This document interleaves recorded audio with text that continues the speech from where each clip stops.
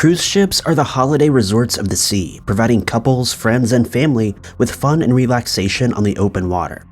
But for some individuals, a cruise can turn into a nightmare from which there is no return. Number 5. On the 28th of February 2012, the Bahamas Celebration Cruise left the port at the Bahamas and made its way towards Florida.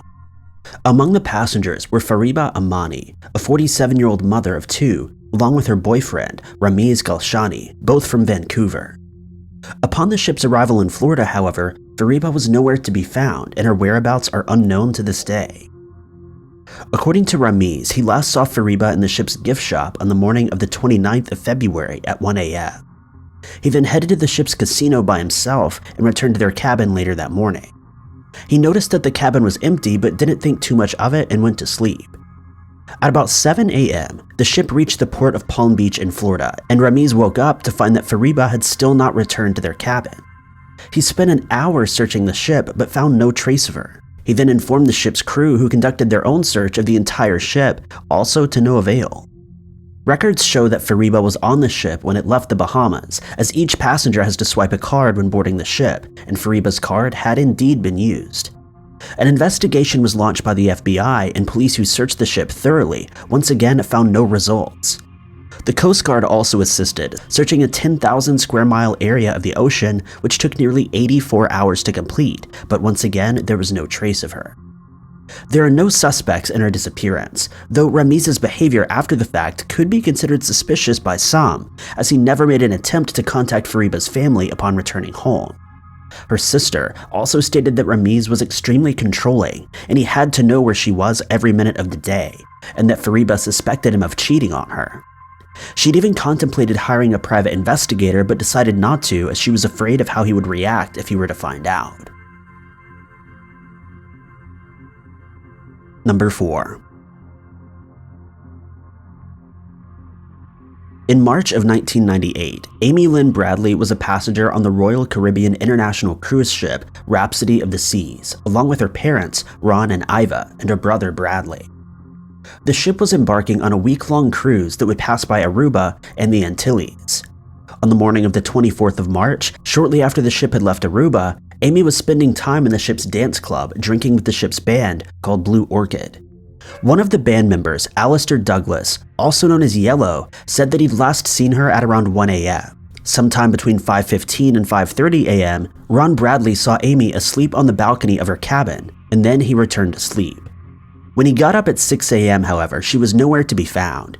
He stated that he didn't know what to think of it, as it was very unlike her to leave without letting her parents know where she was going.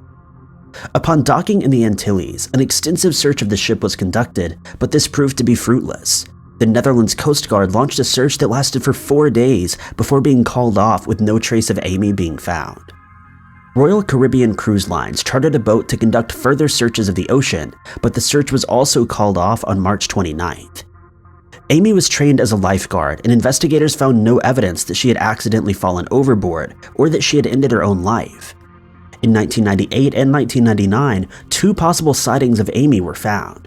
The first was reported by 2 Canadian tourists who claimed to have seen her on a beach, recognizing the tattoos that Amy had, a Tasmanian devil on her shoulder and a sun on her lower back. A Chinese symbol located on her right ankle and a gecko lizard, along with a piercing on her navel. The second sighting was reported by a member of the US Navy who stated that he had seen her in a brothel in 1999. He reported that she told him her name was Amy Lynn Bradley, and she'd asked him to help her, and she was being held there against her will, and that she would not be allowed to leave. In 2005, Judy Maurer claimed that she'd seen Amy in a department store restroom in Barbados. She said that Amy entered the restroom along with 3 men who threatened to harm her if she didn't go through with the deal. As the men left, Maurer approached the woman, who said she was from Virginia and that her name was Amy. The 2 men then returned and took her away. Police created composite sketches of the men and the woman. Later that same year, a photo was emailed to the Bradley family, suggesting that she'd been sold into sexual slavery. Number 3. Store manager George Smith and his new wife, Jennifer Hagel Smith, decided to tour the Mediterranean for 2 weeks aboard the MS Brilliance of the Seas to celebrate their honeymoon. They'd gotten married 11 days earlier and would be making highlight stops in Greece, Turkey, and Italy after sailing from Barcelona, Spain on June 29, 2005. 5 days later, the newlywed couple had spent the day sightseeing in Greece, as it was one of George's favorite countries to visit. Jennifer said that later that evening, they toasted to their future together as a married couple and enjoyed dinner.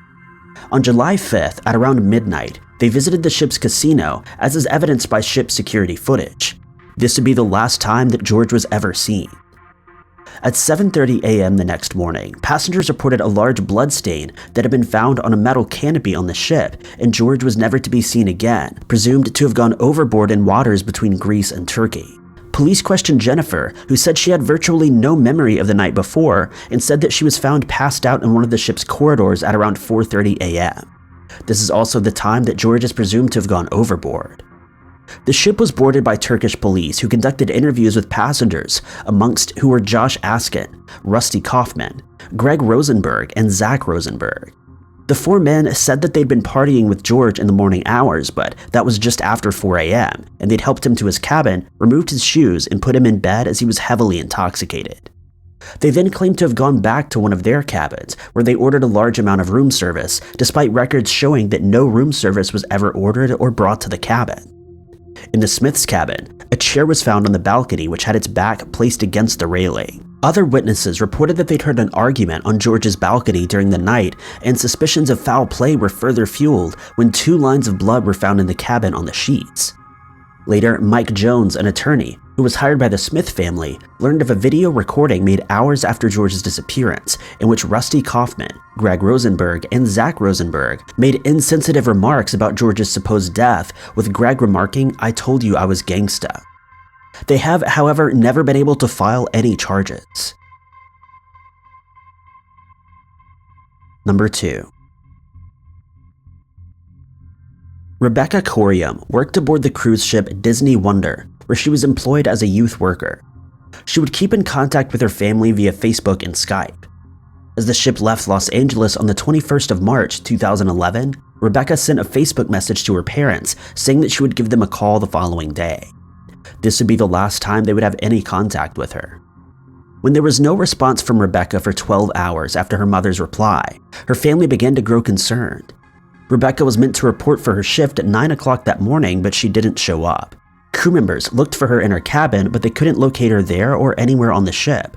She also didn't respond to calls over the ship's public address system. Upon reviewing security camera footage, Rebecca is seen at 5:45 a.m., talking on one of the ship's internal phones while visibly upset. The footage shows a young man asking her if she's alright, and she can clearly be seen saying, "Yeah, fine," while hanging up the phone. She's then seen walking away with her hands on her back pockets, as she was in the habit of doing. The ship's crew conducted a search of the ship, and the US Coast Guard, as well as the Mexican Navy, did a search of the waters that the ship had passed through, but all to no avail. An investigation was conducted by just one Bahamian detective, who interviewed a few people of the crew and none of the passengers before leaving the ship just a day later. In 2011, a crew member told The Guardian journalist, John Ronson, that Disney knows exactly what happened and that Disney has the tape. Number 1. Aboard the Mercury cruise ship, Domingo Montero served as a steward to Marion Carver, an investment banker from Boston, Massachusetts. He described her as being relaxed and friendly, but found it strange that she had no suitcase, only 1 pair of shoes and 2 handbags. She told Montero that she planned to go upstairs later, but didn't feel like going to the dining room. He then suggested that she should eat in her cabin, bringing her 2 sandwiches like she requested. Montero checked in on Marion the next morning, but found that her bed had not been slept in and she'd left all of her belongings, including her shoes, a generous tip, and a manila envelope with unknown contents in her cabin. He immediately reported her absence and continued to do so over the following 5 days until being ordered by his supervisor to forget it and get back to work.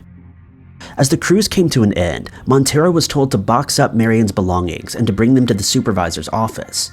No evidence was collected from her cabin, and Marion's belongings were put into the supervisor's locker, save for her clothing, which was immediately donated to charity. No police report was filed, and her family were never contacted. The Royal Caribbean only contacted the FBI 5 weeks after her disappearance. Marion had not told her family that she was going on a cruise, though this was normal behavior on her part, as she was independent and would often take trips to clear her head. The Royal Caribbean would only confirm that Marion had been on the ship 26 days after her disappearance. They also claimed that no alarm had been raised after Marion's disappearance and that this kind of behavior was considered to be normal. An investigator was allowed onto the ship, but he was not permitted to talk to anyone, including security officers. The supervisor who dismissed Montero's reports was promptly fired, but quickly ushered off the ship before he could be interviewed by the FBI. All of Marion's belongings disappeared along with him. His name and location have never been revealed. Thank you guys so much for watching. If you liked this video, be sure to hit that like button. Also, don't forget to subscribe and hit that notification bell for more videos. But I've been Ty Knots, and I'll catch you guys in the next upload.